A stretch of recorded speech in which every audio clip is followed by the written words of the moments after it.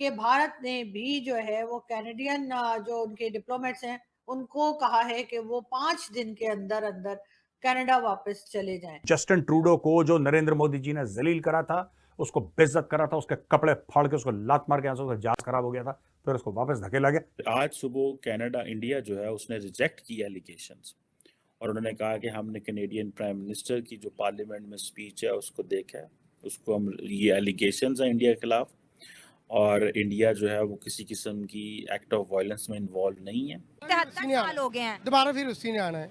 कौन सा कॉन्फिडेंस है कि वो बार बार आ रहे हैं? वो बस काम अच्छे कर रहा है, हाँ, वो किसी के साथ बेईमानी नहीं कर रहा।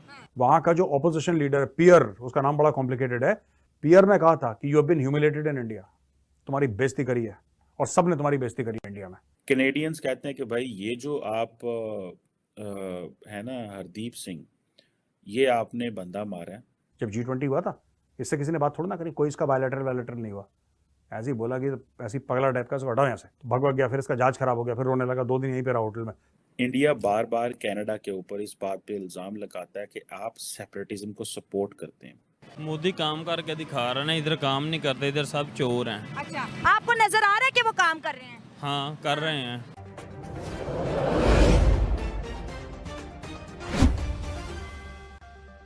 मीडिया का यह मानना है कि जस्टिन ट्रूडो को जो नरेंद्र मोदी जी ने जलील करा था, उसको बेइज्जत करा था, उसके कपड़े फाड़ के उसको लात मार के यहाँ से उसका जहाज खराब हो गया था, फिर उसको वापस धकेला गया। ये मैं नहीं बोल रहा, आप बोलोगे मेजर साहब इतनी सख्त बातें क्यों कर रहा है, मैं सख्त बातें नहीं कर रहा।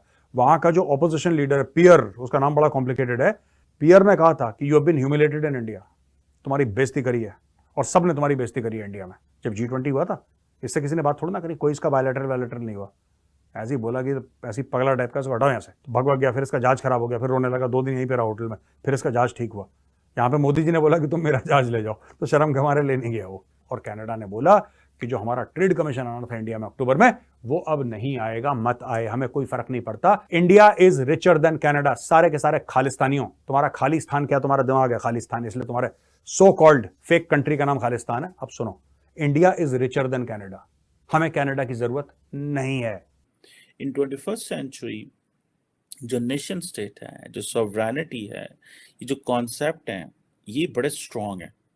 देखें on which charges basically India Canada पे इल्ज़ाम लगा रहा है कि जी हमारे यहाँ ये दहशतगर्द हैं, ये यहाँ पे इंसाइट करते हैं वायलेंस को, ये करते हैं, हम इनको अलाउ नहीं करेंगे, ये मेरी टेरिटरी है और हम किसी को अलाउ नहीं करेंगे। ये एक स्ट्रॉन्ग कंट्री।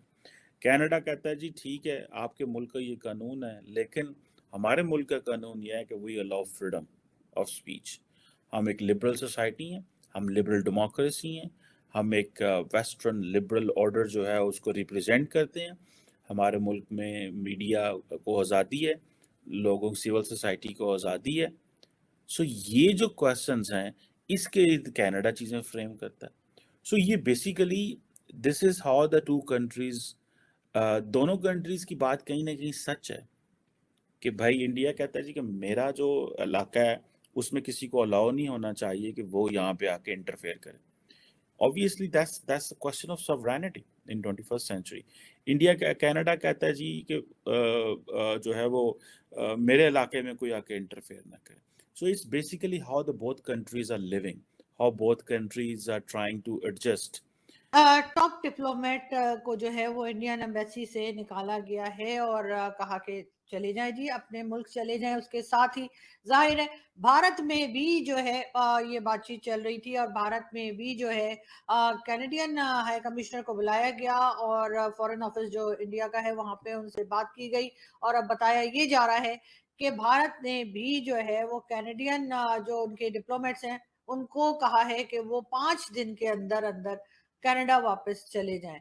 एक अजीब सी टेंशन है, एक अजीब सी ये बात बहरहाल निकली है और इसके साथ साथ अमेरिका या व्हाइट हाउस का भी स्टेटमेंट आया है जिसमें उन्होंने अपना कंसर्न बताया है इस न्यूज को लेकर, दोनों न्यूज को लेकर, यानी कि वैसे तो एक ही न्यूज है लेकिन ये कि दोनों कंट्रीज की न्यूज को लेकर, चाहे वो भारत की हो या चाहे वो कनाडा की तरफ से हो। अब देखते हैं जी आगे किस तरह से बात बढ़ती है और किस तरह से जो है इस चीज को लेकर दोनों कंट्रीज आगे चलती हैं। मगर ये जरूर है कि कैनेडियन प्राइम मिनिस्टर ने ये भी कहा है कि जब वो G20 समिट में गए थे उस वक्त भी उन्होंने ये बात इंडियन प्राइम मिनिस्टर या भारतीय प्राइम मिनिस्टर नरेंद्र मोदी जी से की थी।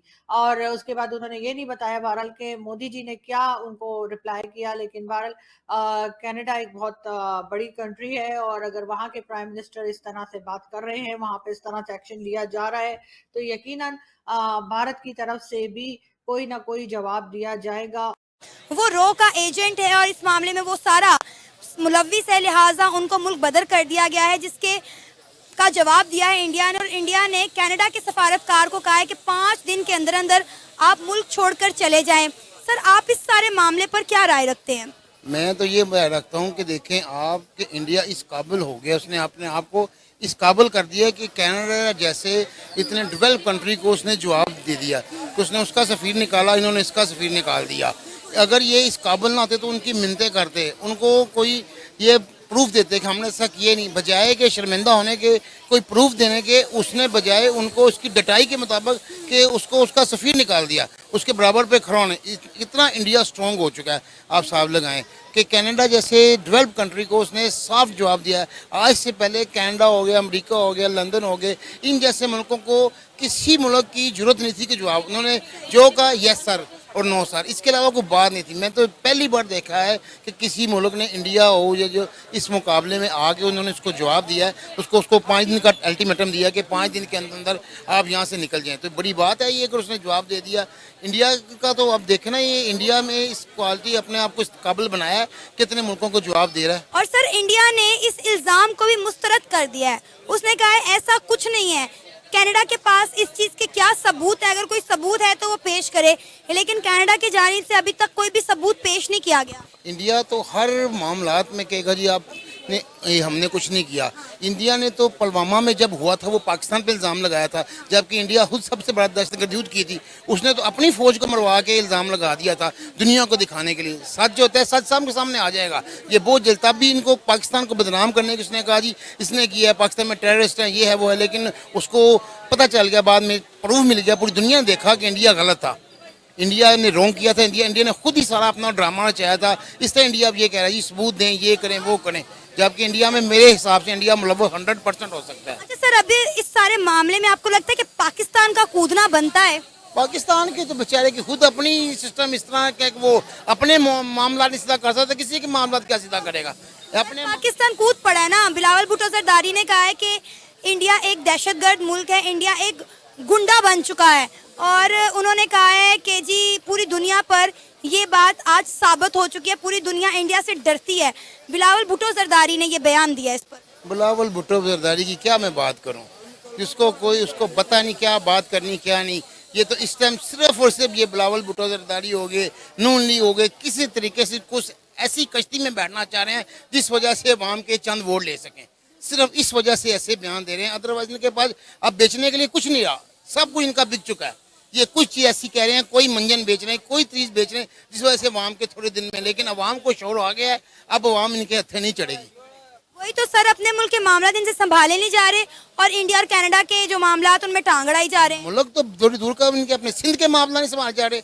सारी जिंदगी से जब से हम पैदा हुए हैं 40 साल के होंगे, सिंध में गवर्नमेंट की इनकी है, इन्होंने क्या किया सिंध के लिए आज तक? ठट्ठा में क्या किया आज तक उधर पानी नहीं दे सके, तो ये दुनिया के मुल्क संवारेंगे। बलोचिस्तान में आप देख लें क्या हालात हैं। बलोचिस्तान में अलग से तहरीक शुरू हो गई है, बलोचिस्तान के मामला इनसे हैंडल नहीं हो रहे। आज़ाद कश्मीर देख लें आप, गिलगित बल्तिस्तान देख लें, अपने सूबे इनसे संभाले नहीं जा रहे। इंडिया और कनाडा के मसले में ये लोग कूद पड़े हैं और नरेंद्र मोदी को और इंडिया को बातें सुना रहे हैं। वैसे इन्होंने इंडिया से कुछ नहीं सीखना, लेकिन जैसे इंडिया के खिलाफ कोई इस तरह की बात शुरू होती है, कोई नेगेटिव खबर निकलती है, उसमें ये भाग के कूद पड़ते हैं। मैंने तो पहले आपसे गुजारिश की है कि इनके अपने मामला सुधरने रहे। देखें आप अपने घर को तो पहले सुधारें, आप इस काबिल बने। इधर हर जगह महंगाई का रोना रो रहा है, कोई पार्टी धरना दे रही है, साजुल हक साहब अब धरने दे रहे हैं, कोई कुछ कर रहा है, कोई कुछ कर रहा है। इधर पेट्रोल की कीमत दिन ब दिन, एक पेट्रोल इधर वो कहती हैं कि 9 रुपये बढ़ाएं, इधर 26 रुपये बढ़ जाता है। ₹9 की समरी आती है कि जो कह रहा है कि वज़ारत पेट्रोलियम के 9 बढ़ाने हैं, वो 26 रुपये बढ़ा रहे हैं। जुल्म की इंतहा देखें। इनका अपना नहीं मुल्क संभाला जा रहा, अपने से कुछ हो नहीं रहा, कोई चीज़ हो नहीं रही। डॉलर को वक्ती तौर पर नीचे ले आए, अल्लाह करे ये नीचे ले आए, आर्मी चीफ की काविशें शायद को कामयाब हो जाए, नीचे आ जाए, लेकिन ये वक्त तौर पर कुछ हो रहा है। जब तक इनको चाहिए अपना, जैसे इंडिया की फिर वो बात आ गई, इंडिया ने अपने आप को इस काबिल किया तो उसने अफगान उसको कनाडा को जवाब दिया है। अगर इस काबिल ना होता इंडिया तो उसकी क्या जरूरत थी जवाब दे सकती। ये तो इंडिया को नहीं जवाब दे सकते। अब इस टाइम जो पोजीशन जान रही है, मुआशी तौर पे बात कर रहा हूँ, मुआशी तौर की बात कर रहा हूँ, उनकी जो है मुआशियत, उनकी जो है स्टैफ, हर चीज़ उधर बनती है, इधर कुछ भी नहीं बनता।